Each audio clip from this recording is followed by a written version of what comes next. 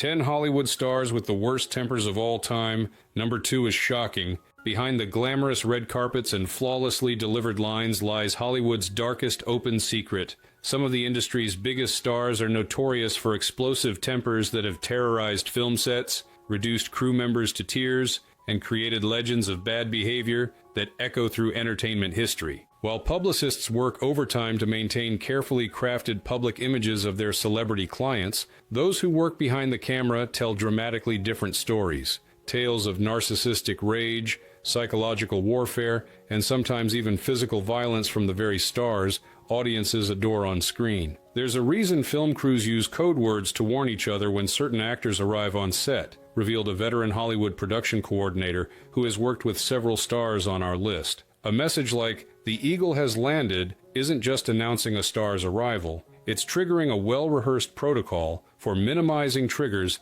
that might set off the talent's notorious temper. What makes these explosive personalities particularly fascinating isn't just the dramatic contrast between their public and private behaviors, but how differently the industry treats them based on their box office value. The same conduct that would immediately terminate a crew member's employment becomes excused as artistic temperament when it comes from someone whose name can secure millions in financing. Tonight we count down the 10 Hollywood stars with the most legendary tempers in entertainment history, performers whose brilliant on-screen work has been matched only by their shocking off-camera behavior. From screaming tirades captured on tape to physical altercations that required medical attention, these are the industry's most feared and infamous personalities. But first, let's begin with an Academy Award-winning actor whose epic meltdown became the gold standard by which all celebrity temper tantrums are measured. A volcanic eruption so intense it permanently altered how Hollywood views method acting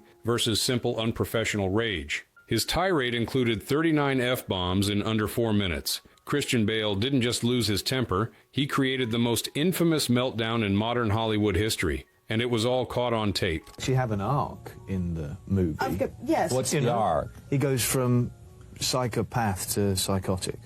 Yes. I think that's right. He totally... 1. Christian Bale, The Dark Knight's darker side. When audio of Christian Bale's explosive on-set meltdown leaked in 2009, it forever changed the public perception of the intensely private actor. Recorded during the filming of Terminator Salvation, the 3-minute, 39-second tirade captured Bale unleashing a profanity-laden verbal assault on cinematographer Shane Hurlbut, who had made the apparently unforgivable mistake of walking into Bale's line of sight during a take. "I want you off the thing set, you prick," Bale shouted in a rant that included approximately 39 variations of the F-word in less than 4 minutes. "Do you want me to fing trash your lights? Do you want me to fucking trash them? Then why are you trashing my scene?" The intensity of Bale's rage, captured in crystal clear audio that quickly went viral, shocked both fans and industry insiders. It wasn't just the language that disturbed listeners, but the sustained nature of the attack, with Bale repeatedly threatening Hurlbut's job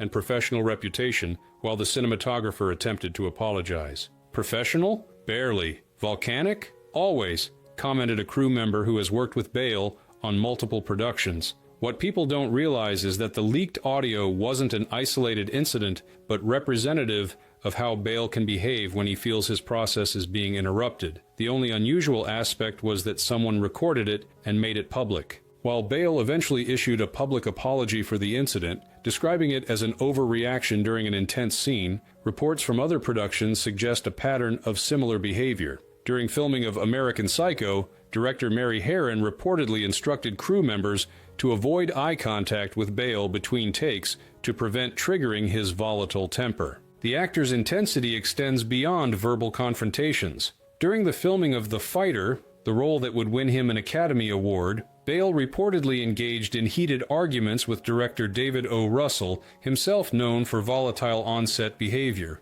When two legendary tempers collided, crew members described screaming matches that made the walls shake. What makes Bale's temper particularly notable is how it contrasts with his extraordinary technical precision as an actor, explained an industry veteran who has observed Bale on set. He'll transform his body through dramatic weight changes, master complex accents, and deliver technically flawless performances then undermine that professionalism with outbursts that terrify everyone around him. Bale's defenders often point to his method-acting approach as context for his behavior, suggesting his immersion in dark, troubled characters sometimes bleeds into his off-camera persona. However, crew members who have experienced his wrath firsthand dispute this explanation. Method acting doesn't excuse treating people like they're beneath you, noted a sound technician who witnessed one of Bale's explosions. Many actors stay in character between takes without verbally assaulting crew members who are just trying to do their jobs.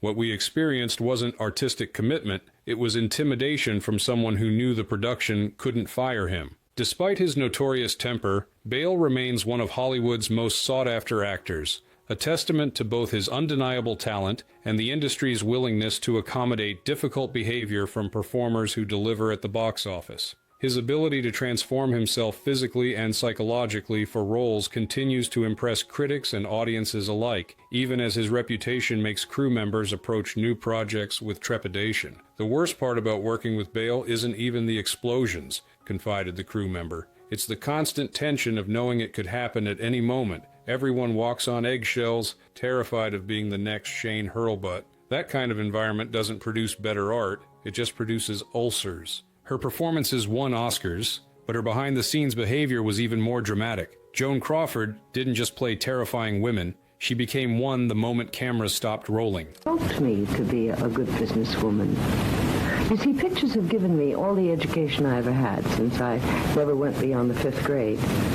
2. Joan Crawford, Hollywood's ice queen with a fiery temper. Long before Mommy Dearest exposed Joan Crawford's alleged private cruelty to a shocked public, Hollywood insiders were all too familiar with the Oscar-winning actress's legendary temper. Behind the carefully constructed image of glamour and sophistication that defined her public persona lurked a volcanic temperament that terrorized co-stars, directors, and crew members throughout her 5-decade career. The wire hangers weren't the scariest part, revealed a set decorator who worked on several Crawford productions in the 1940s and 50s. Her explosive anger could be triggered by anything. Lighting she felt was unflattering, costumes that didn't meet her exacting standards, or crew members who dared to look her in the eye without permission. The entire set would freeze when she walked in, everyone terrified of becoming her next target. Crawford's perfectionism often manifested as cruel and sometimes physically aggressive behavior. During filming of The Women, 1939, she reportedly became so enraged at co-star Norma Shearer that she ripped the back of Shearer's dress in the middle of a scene, forcing an expensive reshoot and creating a delay that cost the studio thousands of dollars. Studio executives, recognizing Crawford's box office value, allowed this behavior to continue with minimal consequences. She once slapped a makeup artist so hard his glasses flew across the room, all because he hadn't powdered her neck to her satisfaction, claimed a hairstylist who worked at MGM during Crawford's tenure there. Another time she threw a pot of hot coffee at a costume assistant who brought her the wrong shade of gloves. These weren't isolated incidents. They were Tuesday for Joan. What makes Crawford's case particularly shocking is how successfully her publicity team maintained her public image as the consummate professional, despite widespread industry knowledge of her behavior. While other stars with difficult reputations saw their careers suffer, Crawford's careful image management and strategic relationships with gossip columnists helped insulate her from public criticism for decades. Joan understood power better than almost anyone in Hollywood, explained a film historian who has studied Crawford's career. She knew exactly which relationships to cultivate: studio heads, publicity departments, influential columnists like Luella Parsons and Hedda Hopper. This network of influence allowed her to maintain her public persona while behaving however she wanted behind closed doors. Crawford's temper reportedly worsened as her career declined, with her behavior on the set of later films like Whatever Happened to Baby Jane becoming increasingly erratic. Director Robert Aldrich found himself mediating constant conflicts between Crawford and co-star Bette Davis, another actress known for difficult behavior. Crew members described the production as working in a war zone where neither side would surrender. The tragic element of Crawford's story is how her temper ultimately isolated her, observed a biographer who interviewed many of Crawford's former colleagues. By the end of her life, her reputation for abusive behavior had alienated virtually everyone around her. The control she sought through intimidation ultimately left her alone, with even her own children detailing her cruelty after her death. Despite the disturbing nature of these accounts, Crawford's legacy as an actress remains secure. Her performances in films like Mildred Pierce, for which she won an Academy Award, demonstrate her undeniable talent and screen presence. This disconnect between artistic achievement and personal behavior represents one of Hollywood's most persistent ethical dilemmas: how to reconcile brilliant work with the sometimes terrible conduct of those who created it. What made Crawford's temper uniquely terrifying wasn't just its intensity, but its calculation, noted the film historian. Unlike some stars who explode randomly, Joan weaponized her anger, deploying it strategically to establish dominance and control. She didn't just lose her temper, she used it as a tool to ensure everyone around her lived in fear. Russell Crowe doesn't just play fighters on screen, he's become Hollywood's most notorious real-life brawler, with a rap sheet of violent outbursts that would make his gladiator character proud. So, I was playing in a football game, rugby league actually, and I tackled this big fat kid right around the ankles, smack, went down like a sack of shit.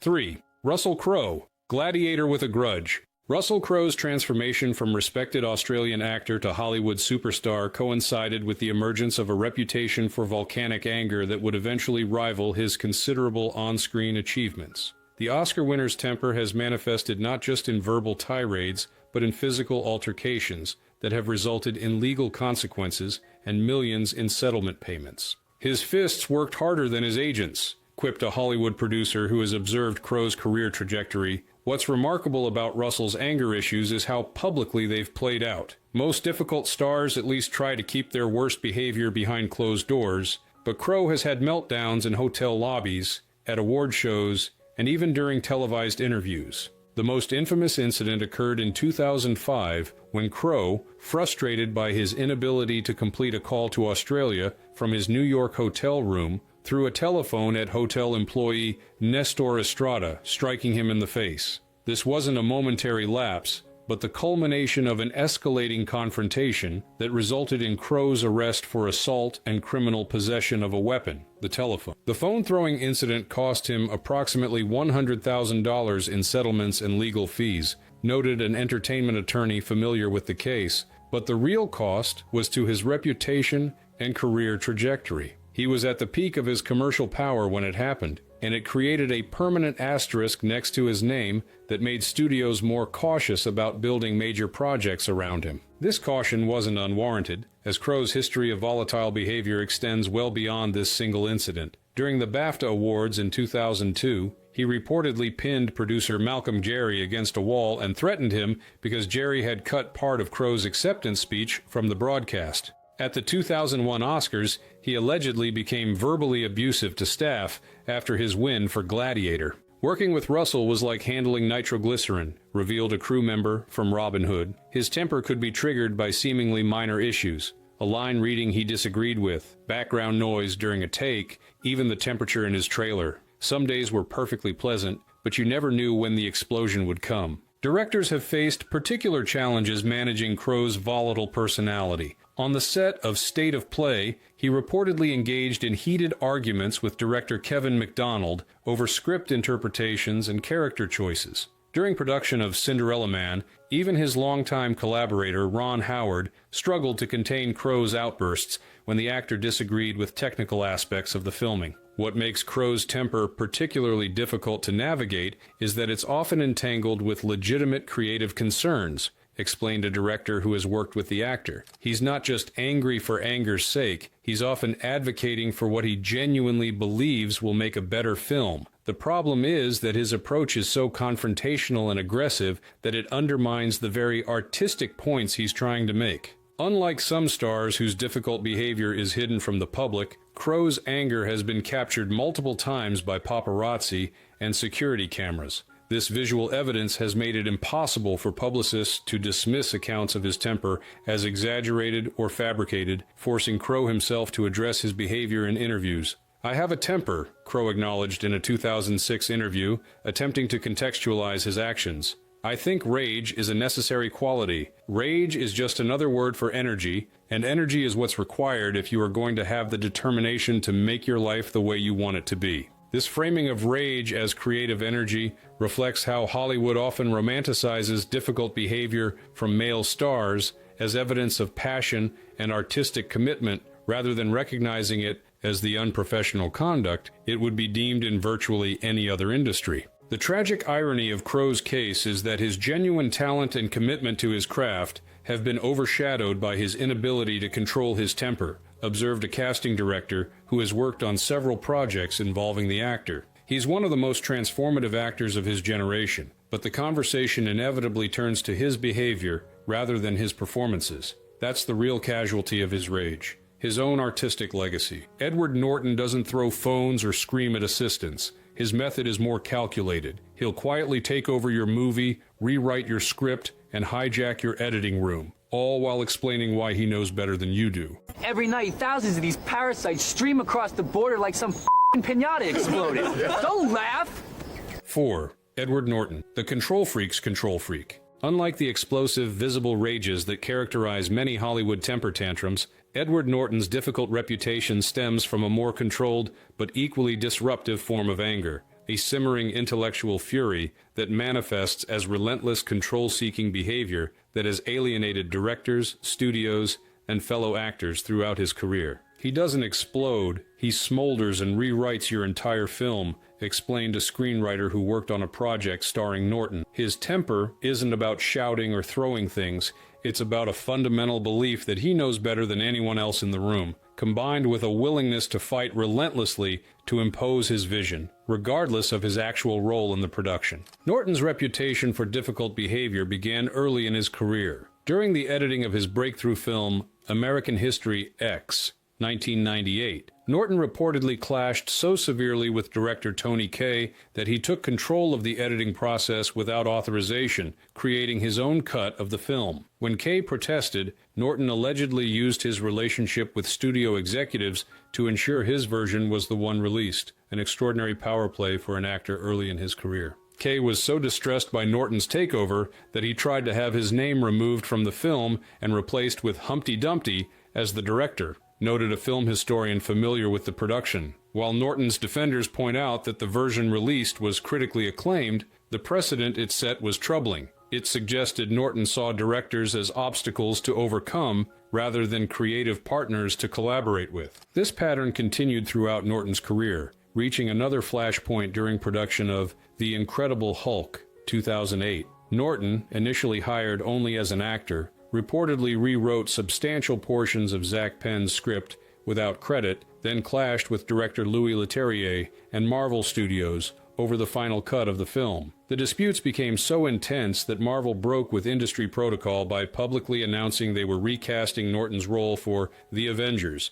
citing a desire for an actor who embodies the creativity and collaborative spirit of our other talented cast members. The Marvel statement was Hollywood code for "we can't work with this person again," observed an industry analyst. Studios rarely publicly acknowledge difficult behavior from stars, preferring to cite scheduling conflicts or creative differences. The fact that Marvel essentially called out Norton's lack of collaborative spirit represented an extraordinary rebuke from a major studio. Directors who have worked with Norton describe a consistent pattern: initial charm and enthusiasm, followed by gradual assertion of control over aspects of production that typically fall outside an actor's purview. Script revisions, casting decisions, editing choices, and even marketing strategies. When these attempts at control are resisted, Norton reportedly becomes increasingly rigid and confrontational. Working with Edward is like a slow-motion hijacking, revealed a director who collaborated with Norton on a mid-2000s project. It begins with reasonable-sounding suggestions,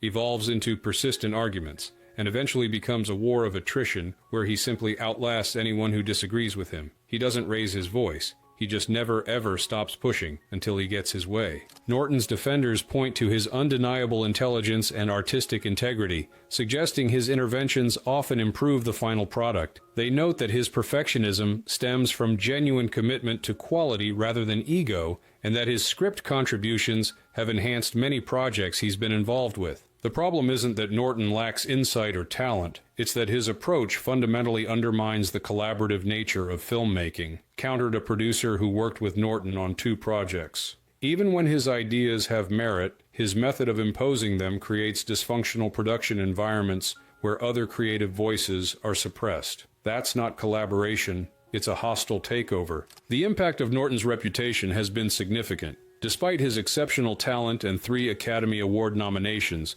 directors and studios increasingly factor in the potential complications of working with him when making casting decisions. This calculation has likely cost him roles that would have benefited from his considerable acting abilities. Norton represents a fascinating case study in how Hollywood processes difficult behavior, observed the industry analyst. He's not throwing phones or screaming at assistants, behaviors the industry might forgive more readily from commercially valuable stars. Instead, he's challenging the fundamental power structure of how films are made, which the system finds far more threatening than simple tantrums. Faye Dunaway didn't just play difficult women, she elevated difficult behavior to an art form. From throwing cups of urine to slapping makeup artists, her tantrums weren't just legendary, they were career-ending.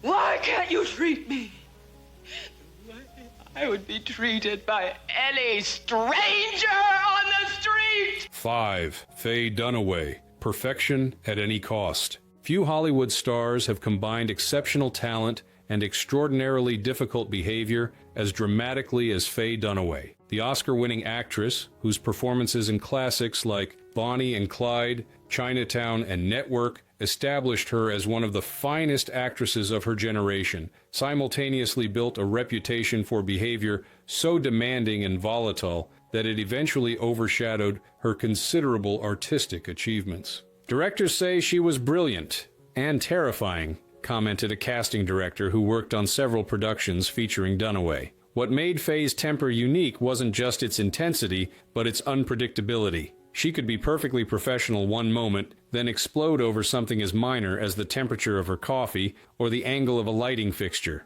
Dunaway's most notorious on-set behavior occurred during the filming of Mommy Dearest, 1981, where her portrayal of Joan Crawford ironically mirrored many of the abusive behaviors described in the memoir on which the film was based. Crew members reported that Dunaway slapped makeup artists, threw objects at assistants, and demanded that no one wear white on set because she found it distracting. The irony of Faye playing Crawford wasn't lost on anyone who worked on that production, noted a crew member from the film. She would fly into rages that seemed to channel Crawford's worst behavior, then snap back into character for the cameras. The line between performance and reality became frighteningly blurred. One of Dunaway's most infamous incidents allegedly occurred during the filming of Roman Polanski's Chinatown. According to multiple accounts, when Dunaway was not immediately given a bathroom break she requested, she urinated in a cup and threw it at a crew member who approached her trailer. While Dunaway has denied this specific incident, both director Polanski and co-star Jack Nicholson have referenced her difficult behavior during production. Working with Faye was like defusing a bomb, recalled a producer who collaborated with Dunaway in the 1980s.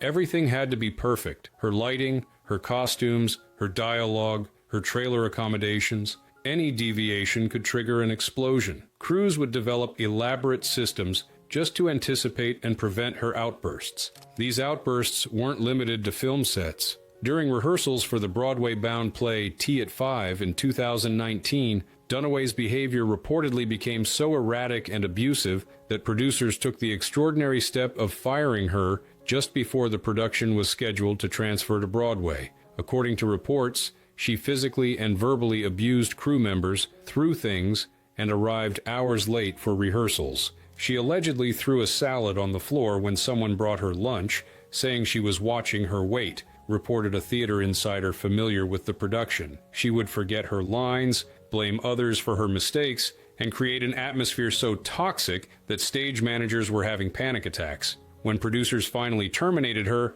they cited physically and verbally abusive behavior toward the production team. What makes Dunaway's case particularly tragic is how her difficult behavior eventually undermined her extraordinary career. Despite her remarkable talent and screen presence, directors and producers became increasingly reluctant to work with her, regardless of how perfect she might be for a role. Major opportunities disappeared as her reputation solidified. Faye's perfectionism was both her greatest strength and her undoing, observed a film historian who has studied Dunaway's career. The same obsessive attention to detail that made her performances so compelling made her virtually impossible to work with. She demanded perfection from herself and everyone around her, but her method of pursuing that perfection through intimidation and rage ultimately cost her the very career opportunities she valued so highly. Despite these well-documented difficulties, those who worked with Dunaway often acknowledged that her talent justified at least some accommodation. Her performances in films like Network, for which she won an Academy Award, demonstrate a raw emotional power and technical precision that few actors of any generation have matched. The tragedy of Faye's story is that her legitimate artistic concerns got buried beneath her methods of expressing them, concluded the film historian. Many of her demands were rooted in genuine commitment to quality, but her inability to communicate those concerns constructively transformed her from one of Hollywood's most sought-after actresses into someone productions actively avoided despite her immense talent. Sean Penn's rage didn't stop at paparazzi. He's allegedly attacked co-stars, directors, and even random extras who looked at him wrong. His temper hasn't just ended relationships, it's landed him in jail. I have had a lot of time, to think about what it is that makes somebody a good parent. And it's about constancy. 6. Sean Penn, the method actor's methodical rage. Sean Penn's extraordinary talent as an actor, evidenced by 2 Academy Awards and a body of work spanning 4 decades, has been matched throughout his career by an equally extraordinary temper that has resulted in criminal charges, civil lawsuits, and a reputation for volatility that even Hollywood's most forgiving power brokers have sometimes found difficult to accommodate. His rage was part of his method, and his legacy, observed a director who has worked with Penn. Unlike some difficult stars whose temper seems disconnected from their artistic process, Sean's intensity both on and off camera seemed to come from the same source, a raw, emotional authenticity that made him brilliant on screen but sometimes dangerous in real life. Penn's most public displays of anger have involved physical altercations with photographers, confrontations that twice resulted in jail time. In 1987, he served 33 days of a 60-day sentence for assaulting a photographer on a film set. In another incident, he allegedly hung a paparazzo by his ankles from the balcony of a 9th-floor hotel room after finding him in his hotel room. The paparazzi incidents got the most publicity, but they weren't isolated events, explained a production coordinator who worked on a Penn film in the 1990s. His anger could be triggered by virtually anything: a crew member walking through his line of sight, a co-star delivering a line differently than he expected, even caterers serving food he didn't like. The entire set would freeze when he was displeased, everyone bracing for the explosion. Unlike stars whose difficult behavior is primarily verbal, Penn's anger has repeatedly crossed into physical territory. During his brief marriage to Madonna in the 1980s, he allegedly tied her to a chair and physically abused her for several hours after finding her with another actor, an incident Madonna has since denied. On the set of Colors, he reportedly punched an extra who was photographing him without permission. Working with Sean meant accepting that physical intimidation was always a possibility, recalled a crew member who worked on multiple Penn projects. He might not actually hit you, but he would use his body language, his proximity, and his intensity to make you feel physically threatened if you displeased him. It created an atmosphere of constant anxiety that affected everyone's work. Directors have faced particular challenges with Penn's volcanic temperament. During filming of The Thin Red Line, he reportedly clashed so severely with director Terrence Malick that his role was substantially reduced in the final cut. On Shanghai Surprise, his conflicts with the director and producers contributed to the film's troubled production and eventual commercial failure. What complicates any discussion of Sean's behavior is his undeniable commitment to social causes off-set, noted a journalist who has covered Penn's career. The same intensity that makes him difficult on productions drives his humanitarian work in Haiti, his political activism, and his willingness to place himself in dangerous situations to help others. This creates a complex moral equation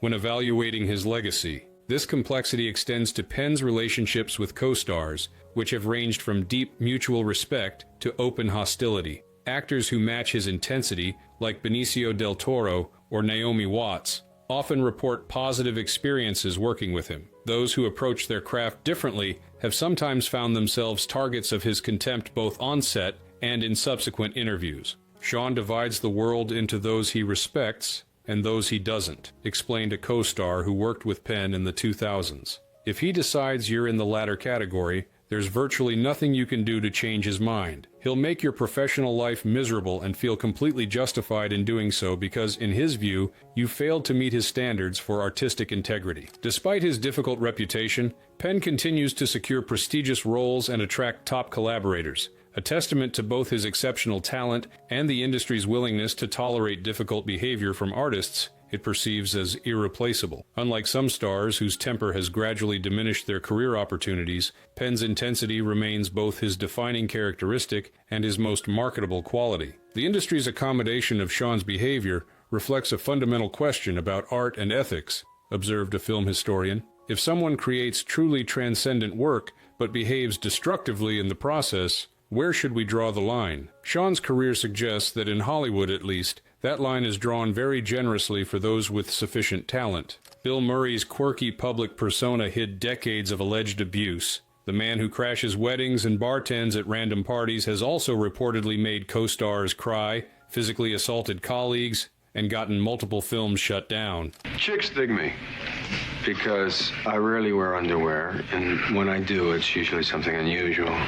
7. Bill Murray, the beloved star's dark side. For decades, Bill Murray cultivated a public persona as comedy's beloved eccentric, the unpredictable genius who might show up at your college party, join your kickball game, or wash dishes at your local bar. This carefully crafted image of spontaneous joy and detached wisdom made him one of Hollywood's most universally adored figures. Behind this charming facade, however, lurked a pattern of allegedly abusive behavior that the entertainment industry largely ignored until it could no longer be denied. "Funny guy, until the camera cuts," remarked a crew member who worked with Murray on multiple projects. The Bill Murray the public loves, the one who photobombs engagement pictures and gives philosophical life advice to strangers, bears little resemblance to the Bill Murray that many film workers have experienced. That version can be cold, dismissive, and explosively angry when things don't meet his expectations. Murray's difficult behavior remained largely concealed from the public until 2022, when production on the film Being Mortal was suspended following a complaint about his conduct on set. According to reports, Murray had allegedly engaged in inappropriate behavior with a much younger female crew member, behavior he later characterized as intended to be funny, but was received as inappropriate. The production never resumed, effectively canceled, despite being partially filmed and having a budget of approximately $20 million. The Being Mortal incident was just the most recent and public example of a pattern that extends back decades, explained a director who has worked with Murray. His unpredictability and volatility have been open secrets in Hollywood since the 1980s, but his commercial value and the public's affection for him created a protective shield that's only recently begun to crack. Examples of Murray's allegedly difficult behavior span his entire career. During the filming of Charlie's Angels, 2000, he reportedly got into a physical altercation with co-star Lucy Liu after criticizing her acting abilities. According to Liu's account, Murray began using inexcusable and unacceptable language toward her during a scene rehearsal, leading to a confrontation that has become legendary in Hollywood circles. What makes Murray's case particularly interesting is how his legitimate comic genius and unique screen presence enabled decades of problematic behavior, observed an industry analyst. Studios and directors were willing to accommodate his difficult moments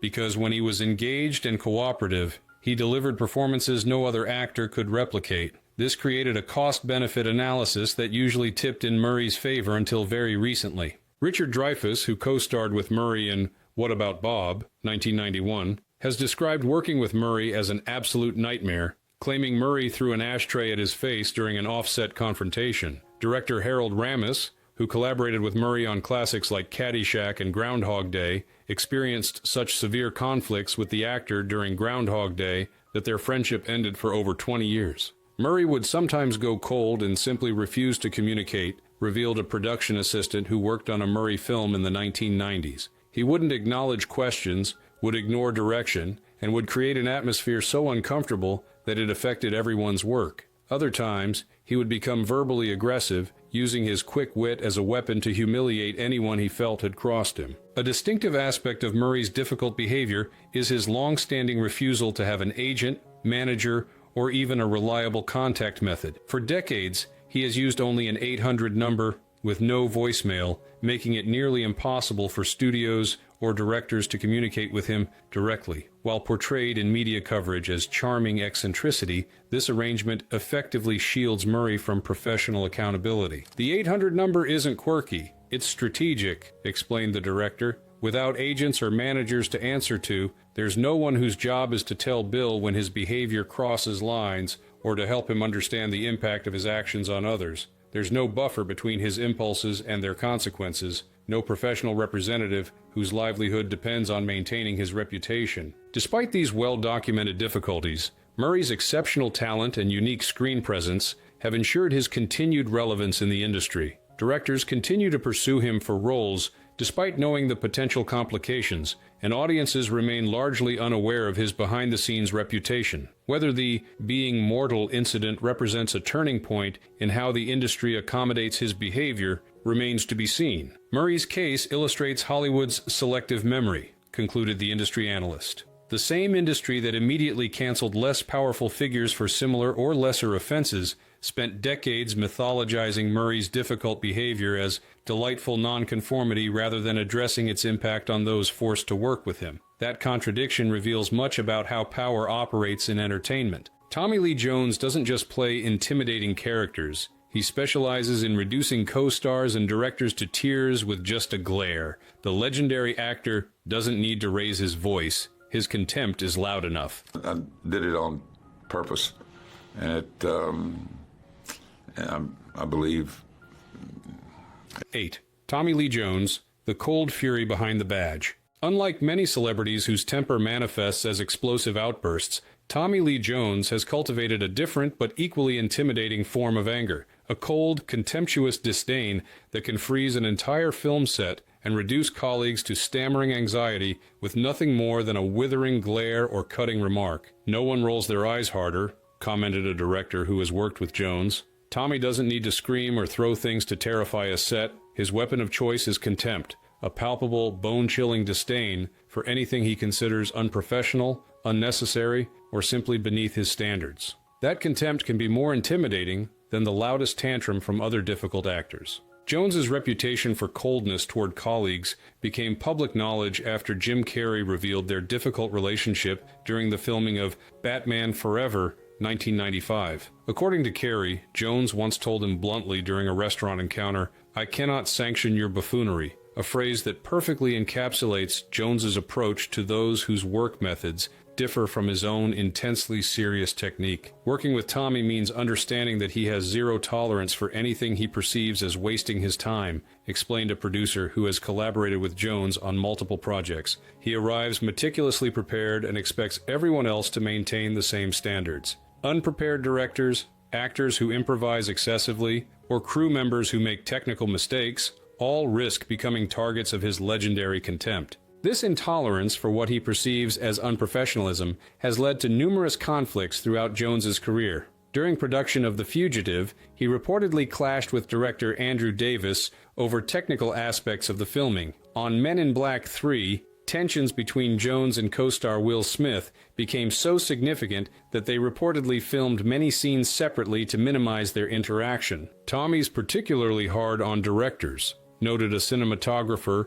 who has worked on Jones productions. If he decides a director doesn't know what they're doing or isn't communicating clearly, he'll essentially take over his own performance, ignoring direction, altering dialogue, and sometimes even repositioning himself for scenes. It's not done as a power play, but from a genuine belief that his experience gives him better insight than the person nominally in charge. Unlike stars whose difficult behavior seems rooted in ego or insecurity, Jones's temperament appears connected to an unwavering commitment to quality and efficiency. His military school background and Harvard education manifest in an approach to filmmaking that values precision, preparation, and no-nonsense execution over the more fluid, exploratory methods preferred by many contemporary directors and actors. The challenge with Tommy isn't that he's wrong about his criticisms. He's usually right when he identifies problems, observed a screenwriter who has worked on Jones projects. The issue is his delivery and his apparent inability to recognize how his contemptuous approach affects others. He creates an atmosphere of such intense judgment that people become nervous and make more mistakes, creating a self-fulfilling prophecy that reinforces his low opinion of them. Despite his reputation for difficult behavior, Jones continues to work steadily with top directors and fellow stars, a testament to his extraordinary talent and the gravitas he brings to every role. His Academy Award for The Fugitive and 4 additional nominations confirmed the industry's recognition of his exceptional abilities despite the challenges of working with him. What makes Tommy's case interesting is that his temper isn't about losing control. It's about exerting it, noted a film historian. Unlike actors who explode unpredictably, Tommy's anger is precisely deployed and entirely intentional. He uses his displeasure as a tool to shape productions according to his standards, and while his methods may be harsh, they often result in better work from everyone involved, albeit at a significant psychological cost. This psychological cost has led some colleagues to avoid working with Jones despite his undeniable talent. Directors with more collaborative approaches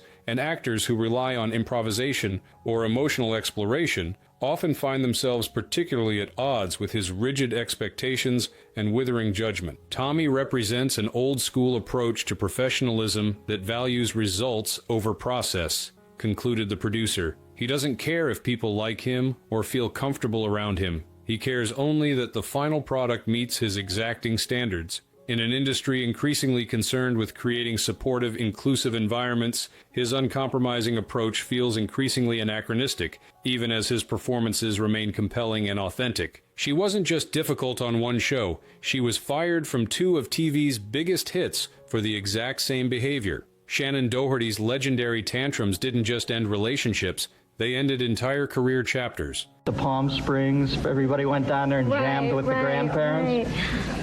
I liked it. 9. Shannon Doherty, television's double casualty. Few television stars have been fired from hit shows due to behavioral issues. Shannon Doherty has the distinction of being dismissed from 2 massive successes, Beverly Hills, 90210, and Charmed, for allegedly creating toxic work environments through her volatile temper and conflicts with co-stars. This remarkable double occurrence speaks to both the intensity of her behavior and the unusual patience the industry initially extended to the talented but troubled actress. Teen drama queen, on and off set, remarked a television producer who worked with Doherty in the 1990s. What made Shannon's temper particularly problematic was how it manifested in a team environment like a television series. Unlike film sets where difficult behavior might be tolerated for a finite shooting period, TV shows require sustainable working relationships over many years. Shannon's conflicts created such persistent tension that eventually continuing with her became untenable, regardless of her character's popularity. Doherty's difficulties on Beverly Hills 90210 have been extensively documented by both co-stars and producers. Jason Priestley, in his memoir, described her as frequently late, unprofessional, and prone to tantrums when displeased. Tori Spelling later revealed that she had called her father, series producer Aaron Spelling, to request Doherty's removal after a physical altercation with co-star Jenny Garth, during which crew members had to intervene to prevent escalation. Her behavior on 90210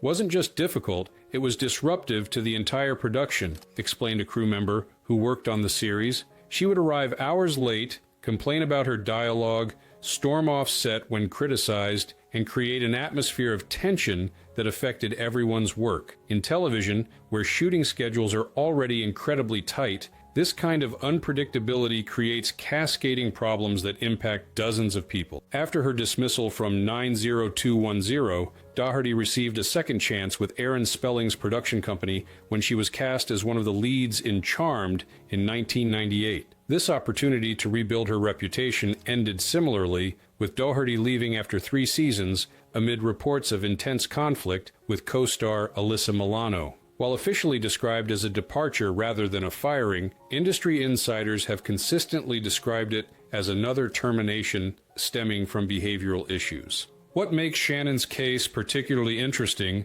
is that her talent was never in question, observed a television casting director. She was legitimately excellent in both series, bringing an intensity and authenticity that significantly contributed to their success. The problem wasn't her performance, but everything surrounding it. Her treatment of crew members, conflicts with co-stars, and inability to adapt to the collaborative necessities of television production. Unlike some stars whose difficult behavior stems from substance abuse or untreated mental health issues, Doherty's problems appeared to be primarily temperamental, a volatile personality combined with a young performer's inability to manage the pressures and power that came with sudden fame. This context makes her later growth and self-awareness particularly noteworthy. Shannon's story has an important developmental arc, noted a television historian. The tempestuous young actress who couldn't control her emotions in the 1990s evolved into a much more self-aware professional in later years. Her public battle with cancer revealed a vulnerability and maturity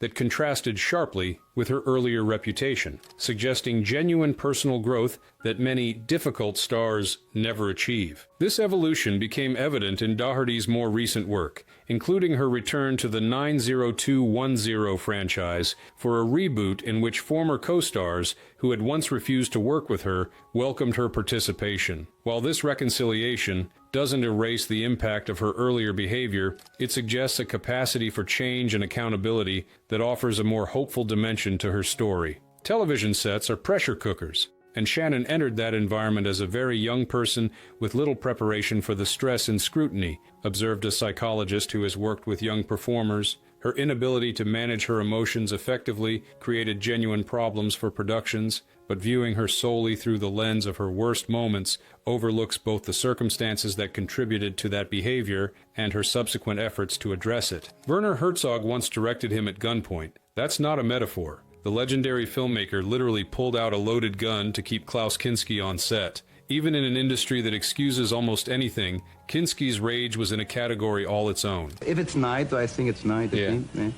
But it is a pleasure for me to... 10. Klaus Kinski, Beyond Hollywood's Breaking Point. While most difficult Hollywood personalities are ultimately accommodated by an industry that prioritizes talent over temperament, German actor Klaus Kinski's volcanic rage pushed beyond even cinema's generous boundaries for bad behavior. His legendary tantrums, physical assaults on crew members, and megalomaniacal demands created a category of difficult behavior that remains unmatched in film history. He didn't act insane, he was, stated legendary director Werner Herzog, who collaborated with Kinski on 5 films despite their infamously torturous relationship. This assessment wasn't hyperbole, but a clear-eyed evaluation of an actor whose behavior went beyond mere difficulty into territory that bordered on genuine danger to those around him. Kinski's most notorious collaboration with Herzog came during the filming of Aguirre, Wrath of God, 1972, in the Peruvian Amazon. When Kinski threatened to abandon the production during a dispute, Herzog reportedly pulled a gun and threatened to shoot the actor and then himself